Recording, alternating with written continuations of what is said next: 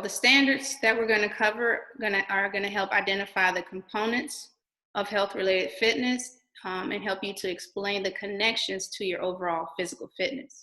Also, we will look to adjust the physical activity based on the quantity of the exercise needed for a minimum health standard or to help your current fitness level. Third, we will set and monitor a self-selected physical activity goal for aerobic and/or muscle and bone strengthening. So what's the big idea? There are different types of exercises that can help you evaluate and improve your elements of fitness. The vocabulary that we're going to discuss today: cardiorespiratory endurance, muscular strength, muscular endurance, flexibility, aerobic exercise, and anaerobic exercise. And a lot of these, some of you pointed out these on number 7 in your assignment last week. So some of you are ahead. The elements of fitness. These are going to be 5 elements of fitness that affect your health in different ways. And these are your health-related fitness components. And we just explained those same vocabulary. The only other one is body composition, and we'll explain in detail a little bit further along. So what is cardiorespiratory endurance? It's where your lungs and your heart and blood vessels work together to send oxygen to your other tissues for long periods of time. So for instance, if you're running a long distance, if you're going on a hike and you can feel yourself breathing harder, you are using your cardiorespiratory endurance. And that's a good thing. It prepares your heart. It keeps your heart working longer. So try to find exercises that make you get tired and make you breathe harder. Muscular strength. You use this for all kinds of activities. It puts stress on your muscles. And when you're lifting, you're doing push-ups, you're jumping. So it's the amount of force your muscles can exert. And a lot of you showed that with the videos where you were doing push-ups. So keep that up. Muscular endurance. Now, this gives you power to carry out the exercises throughout the day. For instance, some of you, if you have a flight of stairs and you're going up and down those stairs, you're going to have muscular endurance. That's whenever your muscles can perform physical tasks for a long period of time without getting very tired. So it's important to make your muscles endure exercises over a long period of time so that you won't get fatigued. Flexibility. Flexibility, when we think of that, what's one of the exercises you think about? Stretching. Stretching. It will help you to prepare you for whatever exercise you're getting ready to do. And also, most importantly, it will reduce the risk of you injuring yourself. So we always stress, do a warm-up, stretch before you get started with your exercises. That is the ability of the body to move past a full range of motion.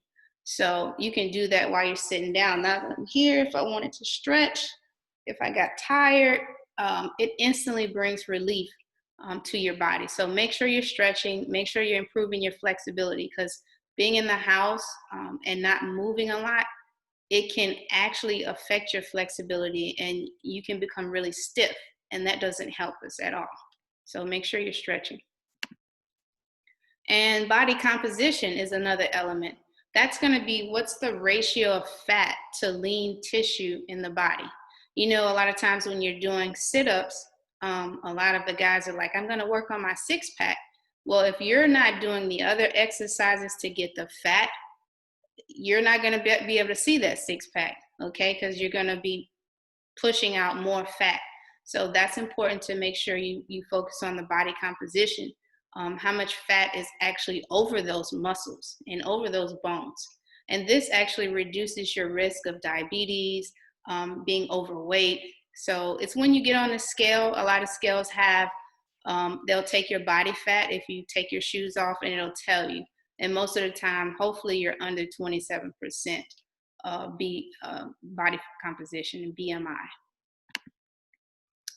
Let's evaluate your fitness. There are several tests that we can use to evaluate that fitness. And a lot of you, the ones that dread those fitness gram assessments, that's what they're for. A lot of the tests that we do, that's what we're doing. We're evaluating your fitness to see where you are and what do we need to do to get you where you're supposed to be. So we'll look at some of those tests. Okay, so cardiorespiratory endurance, we do at school, you guys remember? Laps back and forth, what that's called, the pacer test. We use the pacer test to test your cardiorespiratory endurance. But if you're at home, maybe you can do this on steps. For 3 minutes, see how many steps you can get in to test your cardiorespiratory endurance. And then once you get that number, I can give you a graph to see where you fall. If you fall in the healthy category, or maybe you need a little more work. All right. Measuring your muscular strength and endurance. Again, you can do sit-ups, you can do push-ups. A lot of you on the 1 minute test, I was able to see where you were. Some of you were right where you need to be in the middle. Some of you fell short. Some of you are exceeding beyond where you need to be in terms of muscular strength and endurance. That tells me you're working out, you're doing something great at home. So again, keep doing those sit-ups, those curl-ups, and those push-ups, and that'll help measure. So for 1 minute, see how many you can do. Maybe you guys did 10 in our last activity. Next time on your own, try it again. Maybe you get 12 this time. So it's about improving your number each time. Okay, then that's what we're saying here. Upper body test, do your push-ups for 1 minute, see how many you get. Keep trying to improve. I believe we said before, guys should be doing somewhere between 10 and 12, and ladies in 1 minute between 7 and 8. So we can keep working on that till we meet that. Flexibility. If you remember at school, I'm pretty sure we got to this. Everybody was able to do the sit and reach test to test your flexibility in your lower back and your hamstrings. I can tell you a test. If you sit down and you reach and you can't touch your toes, you better keep stretching, okay? That means you need to work on your flexibility. You should be able to sit with your legs locked out, toes pointing toward the ceiling, and easily reach down and touch your toes. If you're not, again, you need to work on your flexibility.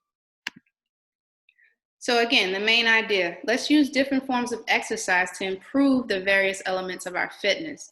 And most exercises and activities fit into two basic categories, which are very important: aerobic and anaerobic. So we're going to discuss what the two are and how they are different. So with aerobic exercises, you'll see that your heart rate's going to really get to pumping. You're going to increase the use of oxygen. You're going to tire easily. And those exercises might include dancing, jogging, swimming, riding a bike. These are rhythmic activities that use the large muscle groups for a long period of time. So that's the difference. Aerobic is you're gonna feel it. Your heart rate is up, you're tiring really easy, you're using a lot of oxygen. And that's a great way to stay in shape, aerobic exercise. So you're asking yourself, what is anaerobic exercise? Well, that's gonna be your short burst of activity. You may quickly do a sprint and then stop and rest. Or you may be lifting weights, doing a set of 5 or 6. That requires some energy, but it doesn't require constant oxygen to the muscles, okay? So it's a short burst of activity. You're producing energy without using that much oxygen. But is it important? Yes, it's very important because you're building strength, okay? You're building your sprinting capabilities, all right? You're working on other fast twitch muscles. Aerobic exercises, again, increase the heart rate, pumps more blood throughout the body, and helps to improve your cardiorespiratory endurance. So over time, your heart and your lungs, they learn how to adapt to those demands, and you can run longer. You can work harder. That's why if you're running in a race, these 1 mile runners, these 2 mile runners, we even have some people that can run 10 and 12 miles without stopping. That's because their aerobic exercise and their cardiovascular endurance has improved. They've worked on it. They've consistently gotten better in improving their fitness. Muscular strength and endurance can also be improved. Remember, I said anaerobic. If you think anaerobic, you're thinking weightlifting, you're thinking quick sprints, okay, footwork drills. All right. Improving flexibility. We know what improves that. Stretching. I gave you guys some posture exercises, sitting up straight, working on your breathing, coordination. Those are all the things that can help reduce injury. Some people, if you don't work on this, you may just be walking down the stairs and here you go tumbling because you haven't worked on your coordination. All right. Now, you have a short review. You can review the facts. Again, what are the 5 elements of fitness? You should be able to rattle that off. If you don't know it, if you don't know cardiorespiratory, if you don't know muscular strength, all those things, go back and review the lesson, because I can tell you I will have an assessment at the end of this lesson. So you will be required to take a quiz, and I can tell you this is one of the questions. So make sure you reference to this question, look over these elements, make sure you know them, and you can tell me what they are in your assessment that's coming up. Which element of fitness does the sit and reach test measure? Sit and reach, you should be thinking stretching, thinking, boom, flexibility, all right? So those are some questions that you may see on the assessment as well after this. What kind of exercise would you do to improve cardiorespiratory endurance? We discussed that in the lesson, okay? Make sure you know, aerobic, I'm breathing heavy, I'm using a lot of oxygen, I'm improving my cardiorespiratory endurance. So here's the end of the lesson. We just wanted to make sure you had all the concepts for improving your fitness. You've been showing us, you've been doing an excellent job of demonstrating what it is that we want you to do. We also want you to have the knowledge to put with that physical component. So you will take a short quiz. It's 10 questions, be worth 10 points. So you will here click on the PE quiz and it will bring up the link. Well, you will, it should record your information, your name, by email. And when you submit, you will answer these questions. There you have short answer, multiple choice, then you will hit submit and you'll be done. So that is it for your activity. I do want to encourage you to continue to do what you've been doing. Some of you have been riding your bike. Some of you have been walking. Some of you have been staying in the house and doing exercises too, but continue to work on yourself, continue to improve. If you have 1 minute, you have time to exercise. So thank you again for being with us for this lesson. Again, don't forget about your quiz at the end of the lesson. It will be attached to the PowerPoint, and it will also be attached under classwork, under distance learning. Again, if you haven't finished any of your other assignments, you have time to submit those. We are accepting them late. But again, have a great weekend. It's Memorial Weekend. Maybe you have a chance to get outside and do something fun with your family. So have a great time. Thanks for joining us for PE.